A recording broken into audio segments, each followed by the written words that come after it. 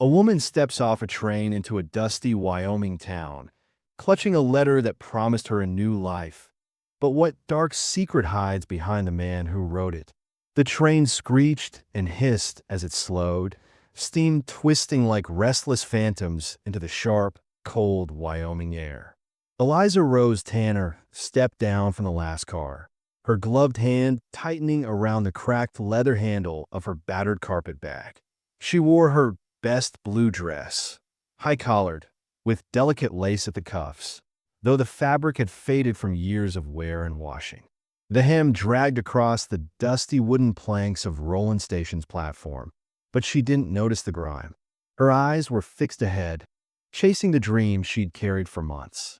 She smoothed a folded letter in her pocket with trembling fingers, as if the ink could whisper courage into her bones. It had arrived 4 months back, sent by Amos Carver, a rancher, a widower, a man who said he needed a wife. He'd found her ad in the matrimonial pages, one she'd placed half in desperation, half in hope. His words had been warm, kind, promising a home, companionship, and maybe something more. She'd cried when she read them, her tears smudging the edges of the page. At 52, Eliza never thought a man would write her a letter like that again. Not after a life of quiet losses and fading chances. She adjusted her wide-brimmed hat, stiff with the grit of a long journey, and took in the town. Roland was rough and unpolished. 2 saloons with peeling paint, a small church with a sagging steeple, a dry goods store with a sign that hung crooked like a broken promise. Dust clung to everything, swirling in the breeze. No one waited for her.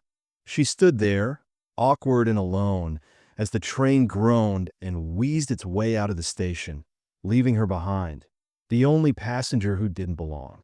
A group of young men lounged on the porch of the nearest saloon, their boots propped on the railing.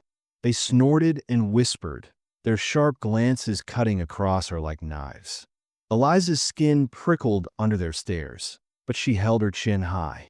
Then a voice broke through the murmurs. Eliza Rose Tanner? She turned fast, her heart leaping in her throat. There he was, Amos Carver. He was taller than she'd imagined, with a face browned by the sun, sandy hair streaked with gray, and a thick mustache that curled at the ends. He wore a tan duster coat that flapped in the wind, boots scuffed from hard miles, and a revolver slung low on his hip. He looked respectable, like a man who could keep his word. But when their eyes met, something inside her went cold, like a shadow creeping over the sun. His frown started small, barely a crease, then deepened as he took her in, her graying hair tied back tight, the faint stoop in her shoulders she'd spent years trying to straighten. "I thought you were younger," he said, his voice flat as a stone. Her mouth parted, stunned. "You never asked my age." He muttered, "Didn't need to. Thought you'd be sprier." Her cheeks flushed hot with shame. "You wrote me," she said, clutching the letter tighter. "Call me Miss Carver. Said you wanted a bride." He looked away, his jaw hardening. Wasn't expecting someone Mama Bess's age. The word stung like a slap. "You said you wanted companionship," she pressed, her voice trembling but firm.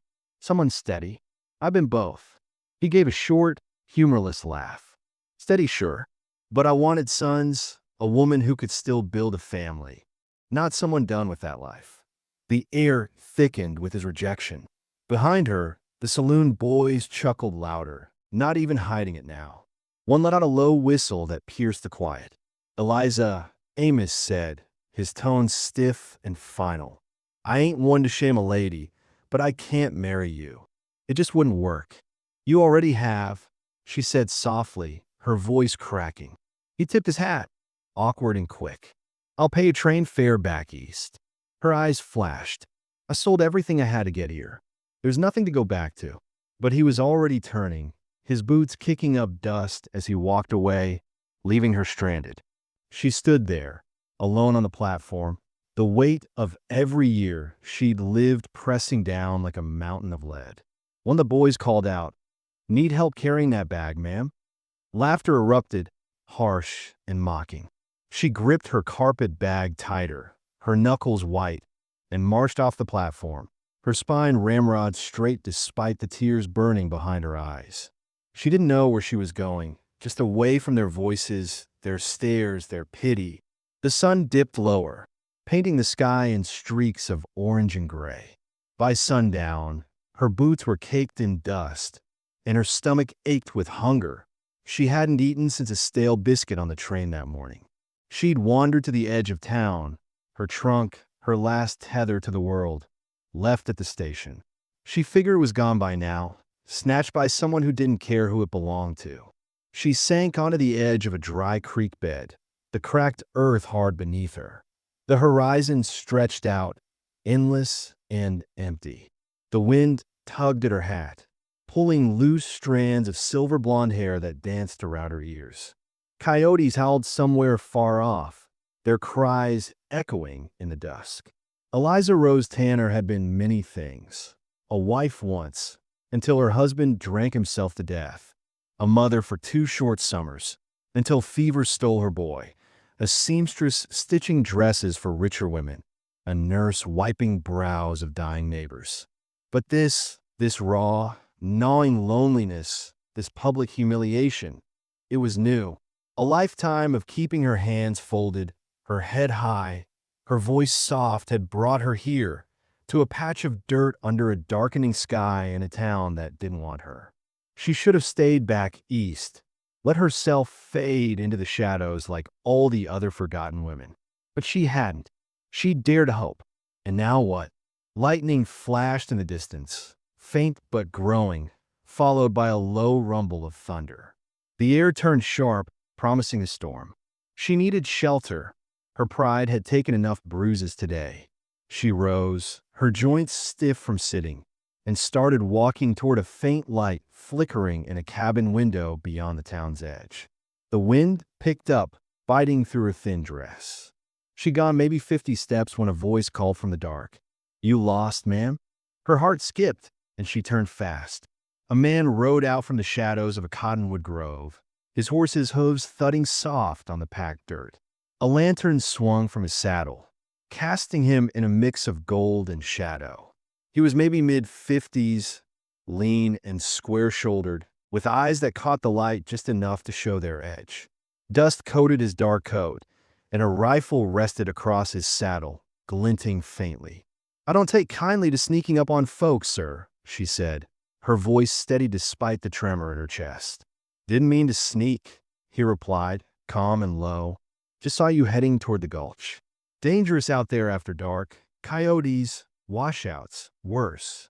"I've seen worse," she said, straightening taller. He studied her a moment, his gaze lingering, not judging, just reading. Then he slid off his horse, boots hitting the ground with a soft thud. "Name's Samuel Grayson. Folks call me Sam. Got a cabin not far, food, a fire, some warmth. You look like you could use all 3. She hesitated, pride warring with exhaustion. "I don't expect anything," he added, sensing her guard. "Just a place to dry off. Storm's closing in." She glanced skyward. The clouds churned like ink boiling over a fire, the wind now bitter against her skin. Truth was, she didn't have the strength to argue, not tonight. "I suppose," she said finally. "Thank you, Mr. Grayson." He nodded and offered his hand. She paused, then took it, surprised by the warmth of his grip as she climbed up behind him. Who was this man, and what did he want with her? The ride was silent except for the wind whistling past and the steady thump of hooves on dirt.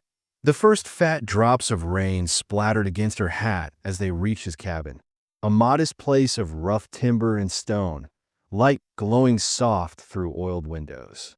Inside, the air was thick with the scent of wood smoke and simmering rabbit stew. Her stomach growled loud enough to hear over the crackling fire. "Sit," he said, pointing to a sturdy rocking chair near the hearth. She obeyed, sinking into it as the warmth hit her like a wave, melting the cold that had settled into her bones since the station. He handed her a tin mug of coffee, steam curling up, and draped a faded quilt over her shoulders. She sipped slow, the bitter heat clearing the fog in her chest. "You're not from here," he said, not a question. "No," she answered. "I was meant to be," but the man changed his mind. He didn't ask more, just nodded. "I'm 52, she added, half bracing for him to flinch. "Wasn't wondering," he said simply, and that silenced her. "I'm sorry you were treated poorly," he said, hanging his coat by the fire. "Too many fools out here think a woman stops maturing after 40. She smiled faintly, a flicker of something soft breaking through her guard. "Some thought I stopped at 30. He pulled off his hat, revealing dark hair streaked with silver and set on a hook. "My wife passed 5 years ago. Fever. Been just me and the work since." "I know something of that kind of silence," she said, her voice low. He looked at her then, really looked, and nodded, like he saw the same quiet carved into her too. Outside, thunder cracked sharp, rain hammering the roof. Inside, the firelight danced across the walls, stitching two strangers together with threads of loneliness and something unspoken. She leaned back in the chair, exhaling slow. She hadn't found what she came for. Not yet, but someone had found her. The storm roared on, and she wondered what shadows hid in this man's past. The fire crackled soft and steady in the stone hearth, the only sound cutting through the relentless drum of rain on the roof. Eliza sat wrapped in the faded patchwork quilt, her hands curled around a tin mug of coffee that had gone lukewarm. She sipped it anyway, absently, the faint heat anchoring her to the moment. Sam moved with quiet efficiency across the small cabin, a man shaped by solitude but not hardened by it. He knelt by the fire, adding another log, nudging it with a poker, careful, she noticed, not to look at her too long. She studied the set of his shoulders, broad and worn, like they carried more than just the weight of a rancher's life. "I can help," she offered, her voice soft as she nodded to the pot simmering over the flames, its rich smell teasing her empty stomach. "You've done enough already," he replied without turning. "You're a guest. Guests don't work on the first night." His tone was kind but firm, leaving no room to argue, so she settled back into the chair, the quilt rustling against her dress. The storm outside raged in earnest now. Wind whistled through tiny gaps in the timber walls, and rain battered the roof like it meant to break through. The West didn't do anything halfway, she thought. Not storms, not love, not heartbreak.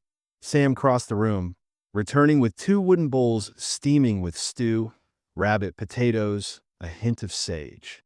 He handed her one, their fingers brushing for a split second. She murmured a thanks and took the first bite, the flavor bursting sharp and warm across her tongue, hunger making it taste richer than it might have been. She hadn't realized how hollow she'd felt until now, how the day had carved her out.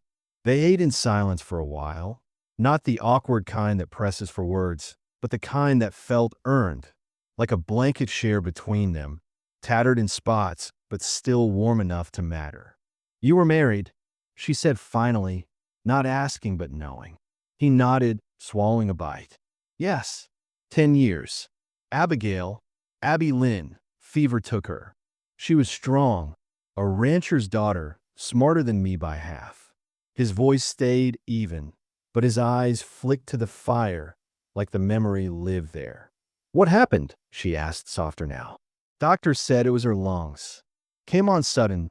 1 week she was hauling water, the next she was gone. Couldn't fight it fast enough." Eliza nodded, the weight of his words settling beside her own. "I lost a child years back," she said. "A boy, 2 summers old. Took sick, fever too. The world's never felt right since." Their eyes met across the flickering light, and something passed between them. Not just the stories, but the ache that lived in the marrow, the kind you don't shake. "I'm sorry," he said low and true. "I am too," she replied, her voice barely above a whisper. Outside, thunder rolled, deep and relentless.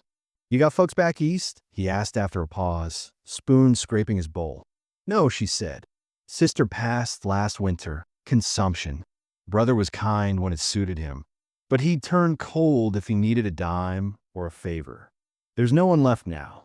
She took another bite, the stew warming her hands. Just me. He watched her a moment. You came a long way for a man who didn't have the guts to stand by his word. She looked down at her bowl, the steam curling up. Thought I had a second chance, she said quietly. Thought maybe someone might see me. Not the years, not the gray, just me. He set his spoon down, his gaze steady. I see you, he said, not loud, not fancy, just plain and honest. She stared into the flames, the flickers of gold and orange dancing like memories she couldn't quite pin down. Her boy's laugh, her husband's rare, sober smiles, the life she'd stitched together and lost thread by thread. Her hands ached from the cold, though the stew had started to ease the stiffness in her fingers. But her chest still carried that dull throb, the pain of being judged unworthy, of having her hope weighed and tossed aside. Sam stood and cleared the dishes, stacking them by a tin basin. Eliza rose to help, brushing off the quilt. Sit, he started, but she shook her head. I've sat enough today. He didn't argue this time, just handed her a cloth to dry as he washed. They moved together in a quiet rhythm, two people used to doing everything alone, startled by how natural it felt to share tasks. She glanced around the cabin as she worked, small but kept, with tools hung neat on the far wall, a rifle propped above the door, a single bed tucked in the corner with a quilt folded tight over a trunk. No photographs, no keepsakes, just the bare bones of a life and the man who held it together. You're not much for clutter, she noted, wiping a bowl dry. Never had the luxury of it, he replied, a faint smile tugging at his mouth. A smile that pulled at something inside her, something she hadn't felt in years. He poured her another mug of coffee after the dishes were done, nodding toward the rocking chair. You'll sleep better by the fire tonight. And you? She asked, taking the mug. I've got another blanket. Four's not so bad. You'll ruin your back, she said, half teasing. It's already ruined, he shot back, and she smiled. A real one this time, small but warm. He gave her a nod, like he was glad to have earned it. The storm began to ease outside, its fury dwindling to scattered taps of rain and distant rumbles of thunder. The air inside thickened with a kind of comfort she hadn't expected. Not luxury, but safety. Sam pulled a spare blanket from the trunk at the bed's foot and rolled it out near the hearth. Eliza watched him, unsure what to say or do. There was no map for moments like these, no rules for two broken people sharing warmth after a day that tried to shatter them both. Why didn't you remarry? She asked gently, the question slipping out before she could stop it. He stared into the fire for a long moment, the light playing across his weathered face. Couldn't find a reason strong enough to try again, he said finally. Until tonight, maybe. Her breath caught, not from flattery, but from the simple weight of his words, the way they landed like a stone in still water. Sam, not meaning to startle you, he said quickly, turning to face her. Just means sometimes you see a person and know they've walked through fire, not burned up, just learned how to carry the heat. She didn't know what to say to that, but she didn't need to. He hadn't spoken to impress her. He'd spoken because it was true, and she felt it in her gut. The wind moaned through the cracks in the wood, softer now, the storm spent. She leaned back, pulling the quilt tighter around her shoulders, and a flicker of warmth, of possibility, began to glow deep inside her, faint but stubborn. What did he mean by tonight? What had he seen in her that she couldn't? You'll stay a few days, he said softly, more a statement than a question, as he settled onto his blanket by the fire. I've got nowhere else, she replied, just as soft, her eyes tracing the lines of his face in the dim light. Then this is where you are. She nodded and closed her eyes, not to sleep, but to rest, truly rest for the first time in days. The cabin grew still, the fire's glow painting shadows on the walls that danced like ghosts finally freed from their chains. But then, a knock shattered the quiet, sharp and loud. Eliza flinched, sitting up straight, her heart pounding. Sam was on his feet in an instant, rifle in hand, his movements silent and sure. Another knock came, harder, more insistent. He crept to the door, his breath steady, and lifted the latch slow and careful. A man stood on the other side, soaked to the bone, water dripping from his hat brim. His eyes were wide and darting. Not young, not old, with a jagged scar slicing across his cheek and a revolver holstered tight against his hip. He looked like trouble, smelled like it too, the damp reek of earth and something sour clinging to him. "Evening," he said, his voice rough. "Name's Jace Cutler. Horse broke a leg about a mile back. Been walking since. Store near drowned me." Sam didn't lower the rifle, his grip firm. "You lost, maybe?" "Just looking for a warm spot to dry off," Jace said, forcing a grin. "Gone by first light, swear it." Eliza stood, moving beside Sam, not touching him, but close enough to feel his steadiness. She didn't trust this man. His eyes flicked over her, calculating, like he was trying to place her in some scheme she couldn't see. "Traveling alone?" Jace asked, his grin half-formed, oily. "She's with me," Sam said sharply, his tone a warning. Eliza didn't flinch. She met the stranger's gaze square, her chin up. She didn't need rescuing, but it felt good to be claimed, even just for a moment. Sam stepped back, opening the door halfway. "Come in for the night. Floor only. You try anything, I'll end you quick." Jace raised his hands in mock surrender, that grin still plastered on. "Wouldn't dream of it, friend." The cabin felt smaller once he was inside, the air tighter. Eliza returned to her chair by the fire, keeping her distance, her eyes never leaving him. Sam tossed him a thin blanket from the trunk, then sat himself down between her and the stranger, the rifle within reach. Jace stretched out near the door, his wet coat dripping onto the floorboards. But Eliza noticed his eyes didn't fully close.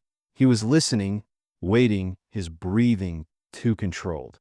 The air grew thick again, not with the comfort of before, but with tension, heavy and unspoken. The storm outside had faded to a drizzle, but another had just walked in, and she could feel it coiling like a snake. Later, as the fire dimmed and the room quieted, Eliza leaned close to Sam and whispered, "You think he's trouble?" He didn't open his eyes, just murmured back, "I know he is. What do we do?" "We handle it," he said, simple and sure. The quilt around her shoulders felt heavier now, like armor. The cabin wasn't just shelter anymore. It was a battlefield waiting to ignite. What was Jace hiding, and why had he really come? Morning crept into the cabin slow and gray, dragging the scent of damp earth and ash through the cracks in the walls. Eliza stirred first, the dying fire's warmth barely clinging to the air. She blinked away the fog of sleep and sat up, the patchwork quilt slipping from her shoulders to pool in her lap. Her gaze drifted to the doorway, where Jace still lay wrapped in the spare blanket, but his breathing was wrong, too even, too staged, like a man pretending to dream. She stood slow and quiet, the floorboards creaking faintly beneath her bare feet, her dress rustling as she moved. Her eyes found Sam. He was already awake, sitting in a chair near the small table, a tin cup of black coffee cradled in his hands. The rifle leaned against the wall within arm's reach, its barrel catching the weak morning light. He looked at her, and in that single glance, they shared everything they needed to say. No words, just the certainty that the man by the door was still dangerous, still a threat coiled tight. Eliza crossed to the small iron stove in the corner, her movements deliberate as she set a pot of water to heat. Her hands worked automatically, lifting the lid, pouring from a jug, but her mind raced, picking apart the stranger's arrival. Something fell off contrived. His story about the horse, the storm, it didn't sit right. His eyes had scanned the room too thoroughly last night, his questions too casual for a man who just stumbled in from the rain. Men like him didn't knock on doors unless they had something to gain, something to take. She kept him in the corner of her eye as she stoked the stove, the faint clink of metal against metal steadying her nerves. Sam watched too, his stillness like a hunter's, patient and unyielding. Jace stirred finally, groaning loud and sitting up as if waking from a deep sleep. "Morning," he drawled, his voice scratchy, like he'd caught a chill. "Appreciate the hospitality. Not all folks this side of the river are so generous." Sam didn't reply, just kept his eyes on him, sipping his coffee slow. Eliza poured a fresh mug from the pot and crossed the room, offering it to Jace without a word. He took it, his fingers brushing hers too long, his grin lopsided and oily. "You two married?" he asked, sipping, his eyes darting between them. "No," Sam answered, voice flat. "Could have fooled me," Jace said, leaning back against the wall, looking Eliza over again. "Too long, too bold. You take care of each other like you've been together years." "We take care of ourselves," she said, her tone cool, meeting his gaze without blinking. Sam's voice came next, sharp as a blade. "What brings you out this far, Jace?" "Told you," Jace said, shrugging. "Horse broke a leg a mile back. Storm caught me. Near drowned." "Funny," Sam said, setting his cup down slow. "Storm was bad, but it rolled in slow. Only a fool would ride into it knowing there's no cover for miles." Jace's grin didn't fade, but it tightened, his fingers tapping the mug. "You calling me a fool, Grayson?" "Just wondering," Sam said, not blinking, why a man with no pack, no saddlebag, and a shirt too clean for a mile's walk is limping into cabins looking for shelter. The room went still, the air heavy, even the wind outside seeming to pause. Jace's grin held, but his eyes narrowed, a glint of something hard flashing in them. "You got a hell of a suspicious mind," he said, voice low now. "Experience teaches it," Sam replied, calm as ever. Eliza shifted slightly, positioning herself between the stove and the cabinet where Sam kept his sidearm, a small revolver he'd shown her once, tucked behind a tin of flour.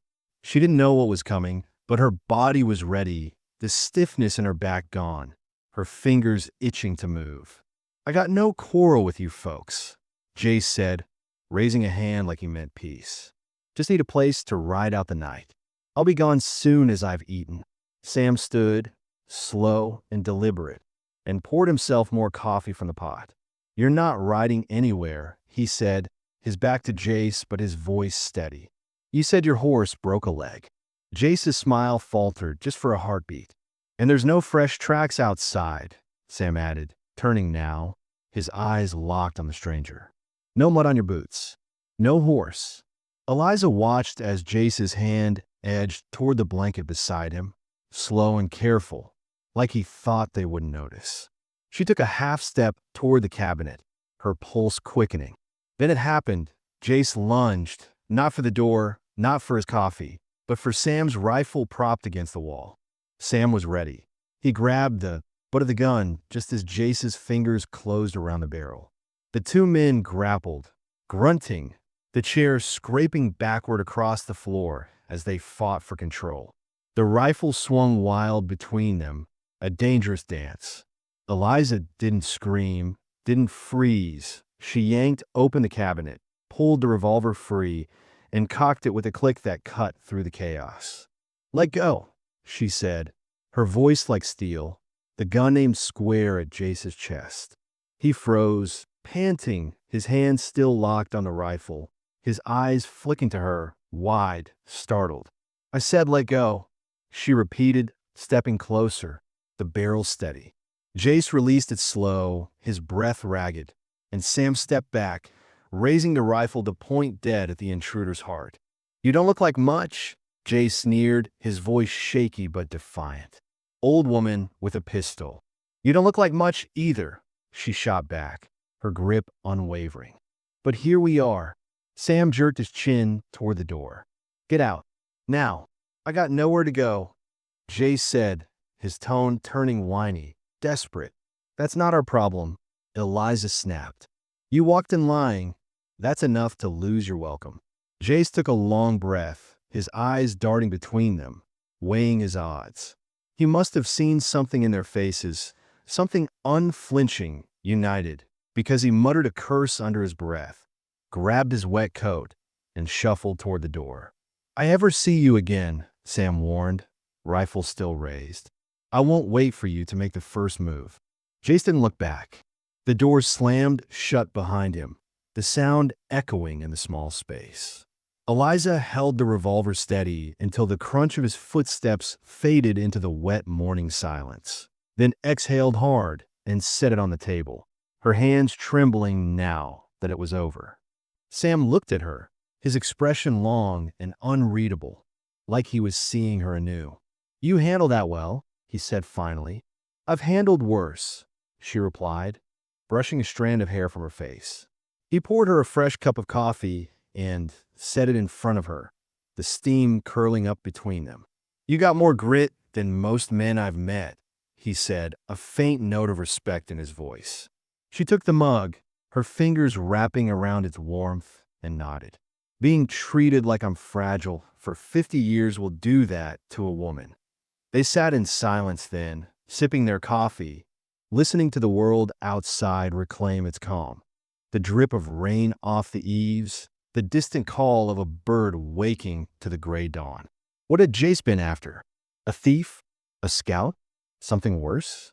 The question hung unspoken, but they didn't need to voice it. Not yet. After a quiet breakfast of leftover stew, they stepped outside together. The rain had passed, leaving the sky low and heavy with gray clouds. But the land looked cleaner, washed of its dust and tension. Jace's tracks were shallow and scattered in the mud, heading off toward the gulch but not far. Too close for comfort. You think he'll come back? She asked, her breath fogging in the chilly air. Sam nodded, squinting at the horizon. If not today, then soon. Men like him don't want her off easy. Then we should be ready, she said. You've got a shotgun and 2 rifles. And I've got a needle and boiling water, she added, half serious.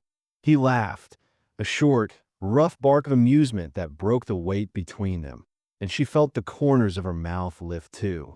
They spent the afternoon repairing a broken fence post near the cabin, her sleeves rolled up, her hands red and blistered from the work. Sam watched her, not out of doubt, but with a quiet admiration she could feel even when she didn't look at him. She didn't ask for rest, didn't ask for help, just kept going, steady as the earth beneath her feet. By evening, the cabin felt less like a place of shelter and more like a fortress. Not because of its walls or weapons, but because of the way they moved now, together, wordless and sure. Over supper, more stew, thickened with a handful of carrots he'd pulled from a root cellar. Sam broke the silence. There's a dance in town Saturday. She raised an eyebrow, spoon pausing halfway to her mouth. You dance. Not well, he admitted, a faint grin tugging at his lips. But I figure we could go. Give the town something to talk about. You're not worried what they'll say? She asked, setting her spoon down. They'll say I brought the most dignified woman in 3 counties, he said, his eyes steady on hers. Her mouth twitched into a smile, small and real, and a warmth spread in her chest. Quiet, persistent, like an ember refusing to die. I'll think about it, she said. He nodded, not pressing, and they finished their meal in that comfortable quiet that was starting to feel like theirs. But what would the town see when they walked in? 2 outcasts or something more. Later that night, as she scrubbed the supper dishes in the basin, Sam leaned against the table, watching her with that same steady gaze. Amos Carver's a coward, he said, out of nowhere. She paused, suds dripping from her fingers. Cowards always hide behind rules, she said. Too old, too poor, too plain. They make excuses so they don't have to admit they're afraid of strong women. You're not just strong, he said, stepping closer. You're fearless. She shook her head, meeting his eyes. No, I'm terrified, but I act anyway. That's the difference. The moment stretched, the air between them charged with something new. I'd like to court you properly, he said, his voice low but clear. If you'd let me. She studied him, the lines of his face softened by the firelight. I'm not a girl, she said. I'm not here to be wooed like one. I don't want a girl, he replied, unwavering. I want a woman who knows her mind, who knows her worth. She dried her hands on a cloth, her heart thudding. Then I suppose you can start with that dance on Saturday. He grinned, a rare flash of lightness breaking through his quiet. But before she could savor it, a knock rattled the door, sharp and heavy. Sam grabbed a rifle in one fluid motion, his body tense. Eliza snatched the revolver from the table, her pulse racing. She moved to the door, opening it slow and careful, the gun steady in her hand. It wasn't Jay standing there, it was Amos Carver. He looked different, cleaner, his coat pressed, his hat brushed, but his eyes were nervous, darting like a cornered animal's. "Eliza," he said, his voice tight. "I came to apologize." She didn't step aside, didn't lower the gun. "I was wrong," he went on, hands raised slightly. "I judged you too quick. Didn't realize what kind of woman you are." "No," she said, her voice cold. "You realized. You just didn't like it." He swallowed hard, his Adam's apple bobbing. "I want to make it right. Brought a marriage license. Witnesses waiting in town. Come back with me. I'll marry you." Behind her, Sam stayed still, rifle in hand, letting her lead. She gripped the doorframe and looked at Amos for a long, quiet second, then smiled. Not kindly, but sharp as a blade. "You turned your back on me in front of the whole town," she said. "Let them laugh, call me too old to be a wife. Now someone else sees me, and suddenly I'm worth your time." "I made a mistake," he stammered. "No," she cut in. "You just didn't think I'd find someone who could see past my years." She stepped back and slammed the door, the latch clicking shut with a finality that echoed. Sam raised an eyebrow, a faint smirk tugging at his mouth. "Didn't expect that today." "I did," she said, returning to the dishes, humming softly as she scrubbed. "Men like Amos always circle back when they realize you're not waiting on their scraps." Sam leaned in the doorway, watching her, and in the space between them, something steady took root. Not just dignity defended, but reclaimed. What game was Amos playing now, and how far would he go to win it? 2 days later, dusk settled over Roland in a wash of violet and rose, the sky bruised and beautiful. From a low rise near the town's edge, Eliza stood beside Sam, her hands clasped tight in front of her, the edges of her shawl fluttering in the cool evening breeze. Below, the chapel steeple caught the last amber rays of daylight, casting long shadows over the dirt roads and weathered buildings. They hadn't spoken much since Amos's visit, not from distance, but from a trust that didn't need words to fill it. The silence between them had shifted, no longer hollow, but heavy with understanding, like a rope tying them together through the storm. Music drifted faintly up from the community hall at the town's heart. The dance had begun, notes of fiddles and banjos spilling into the twilight. "You sure about this?" Sam asked, tipping his hat back just enough for her to see the doubt creasing his brow, the flicker of worry in his dark eyes. "No," she replied, a wry smile tugging at her lips. "But I'm going anyway." He offered his arm, his sleeve patched but clean. She took it, her fingers resting light on the worn fabric, and they started down the hill. The walk into town was quiet, save for the crunch of their boots on gravel and the occasional rustle of wind through the sagebrush lining the path.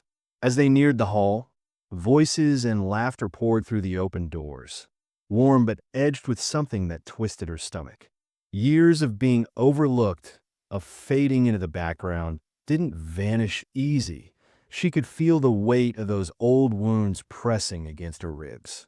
But she held her head high, her silver blonde hair pinned neat under her hat, her lilac dress, simple, faded, but hers, brushing the ground with every step. Inside, the hall buzzed with life. Couples twirled across a makeshift dance floor of scuffed planks, the music guiding them in uneven circles. Candles flickered in iron sconces along the walls, casting a soft glow over faces flushed with whiskey and heat. The air smelled of sweat, cheap liquor, and sawdust, thick and alive. Then, as if the room had rehearsed it, every head turned. Eliza Rose Tanner, in her plain dress and silver-pinned hair, stepped inside beside Samuel Grayson, his dark coat brushed clean, his hat tipped back. The chatter paused, just a heartbeat, but long enough for her to feel it in her chest. The same heat of humiliation she'd carried from that train platform days ago. Eyes raked over her, some curious, some cruel, some just surprised. She didn't shrink. She met their gazes one by one, her own steady and unflinching, and none of them could hold hers for long. Sam nodded politely to a few he recognized, a grizzled storekeeper, a woman with a tight bun and a tighter smile, and led her through the crowd. Whispers trailed them like dust behind boots, soft but persistent.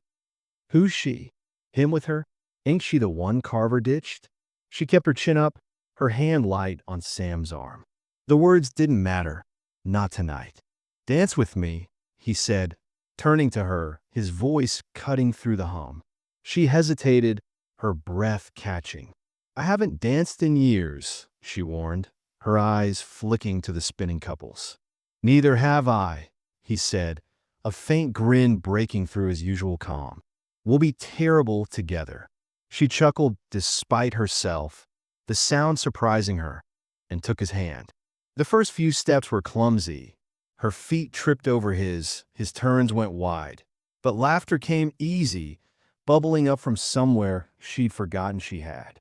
Soon, the rhythm crept back, not perfect, not graceful, but real, sinking their breaths, if not their steps. She felt warm from the inside out, her cheeks flushed, her heart thudding with something wild and alive. They danced again, then again, the music wrapping around them like a tether. Slowly, the stares faded, the whispers dulled. People turned back to their drinks, their partners, their own small lives. Some even smiled, a few nodding her way like she'd earned a quiet respect. Breathless, she stepped out to the porch, letting the night air cool her skin. Stars peeked through the indigo sky, sharp and bright against the fading day. She leaned against a weathered post, closing her eyes, savoring the ache in her cheeks from smiling. Something she hadn't done like this in years, maybe decades. The music pulsed faintly behind her, a heartbeat through the walls. Then a voice broke the stillness. You really chose him? Her eyes snapped open. Amos Carver stood just beyond the lantern's reach, arms crossed, eyes narrowed in disbelief, his shadow long and jagged on the ground. I didn't choose him, she said, straightening, her voice steady. He chose me, as I am, no apologies. He stepped closer, his boots scuffing the dirt, his jaw tight. I came back, he said. Try to make it right. You came back because you saw someone else wanted me, she replied, her words cutting clean. Not because you did. His face darkened, a flush creeping up his neck. You embarrassed me in front of the whole damn town, he hissed. And you humiliated me in front of strangers, she shot back, stepping forward, closing the gap between them. The difference is, I recovered. He shook his head, his breath sharp. He's old, Eliza. He's got nothing, no land, no name. I've got a ranch, a house. I could have given you more. No, she said, her voice like steel forged in fire. You would have taken more, my pride, my fire, my soul, all for the illusion of a ring and a roof. You're making a mistake, he growled, his hands clenching into fists. Her eyes flashed, bright and fierce. No, I made the mistake of ever thinking your letter meant a damn thing. The door creaked open behind her. Sam stepped out, his face unreadable but his body tense, rifle still inside, but his hand resting where a knife hung at his belt. Everything all right? He asked, his voice low, directed at her. Just settling old business, she said, not breaking her stare with Amos. This ain't over. Amos spat, turning his glare to Sam. You think people are just going to forget she's twice the age of the girls you could have had? Sam didn't flinch. I didn't want a girl, he said, his voice steady and deep. I wanted a woman who wouldn't run when things got hard. Amos scoffed, a bitter laugh escaping him. You'll regret it, both of you. Eliza's voice sliced through the tension, cold and final. Leave. He looked at her, something cruel flickering in his eyes, a shadow of the man who'd written those honeyed words months ago. Then, too quick to stop, he moved. A flash of steel gleamed in the lantern light as he lunged, a knife arcing towards Sam's chest. Eliza screamed, her hand diving for the revolver Sam had insisted she carry tonight, tucked in the waistband beneath her shawl. Just in case, he'd said. Her fingers brushed the grip, but before she could draw it, Sam reacted. His fist slammed into Amos's face with a sickening crunch. The knife clattered to the porch boards, spinning once before stopping. Amos stumbled back, blood streaming from his nose, his eyes wide with shock. Sam didn't speak. He didn't need to.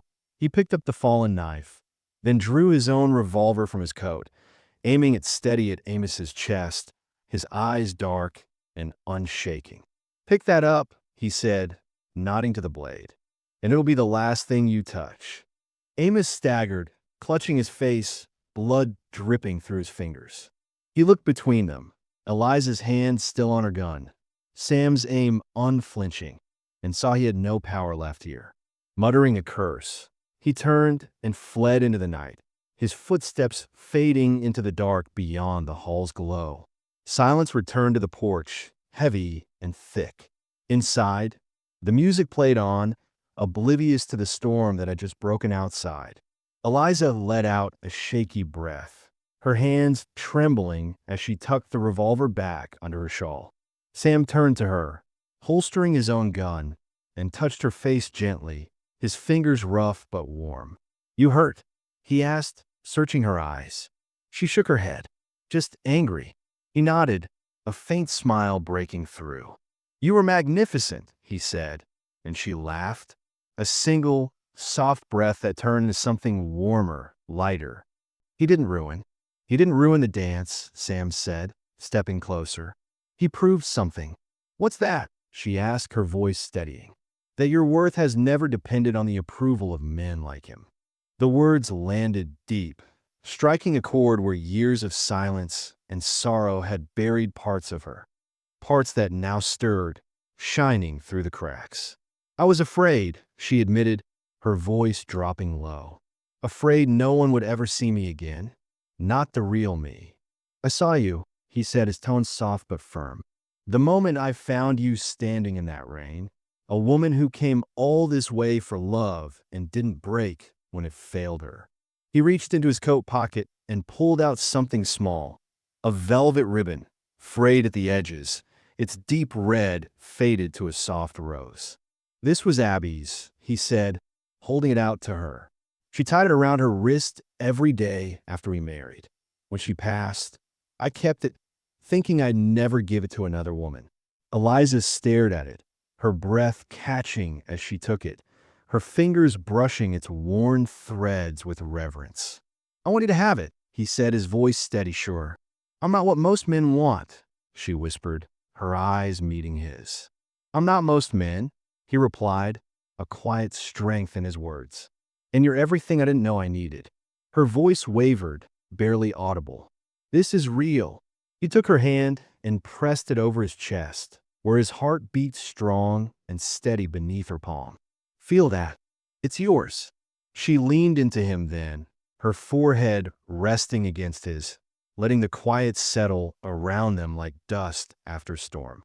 A new life didn't always burst in with fanfare. Sometimes it began on a porch lit by lanterns, with the past finally behind you and a man willing to stand beside you, not ahead. Later that night, as they walked home under a sky bursting with stars, Eliza thought of everything she'd feared. Being too old, too late, too forgotten, and she smiled. She hadn't been too old. She'd just been waiting for a man who saw her, truly saw her. So if you've ever felt discarded, overlooked, or past your time, remember this. Some stories don't bloom until late spring, but they bloom brighter for it. If this tale stirred something in you, hit that like button, subscribe, drop your thoughts below, and never forget there's no expiration date on love.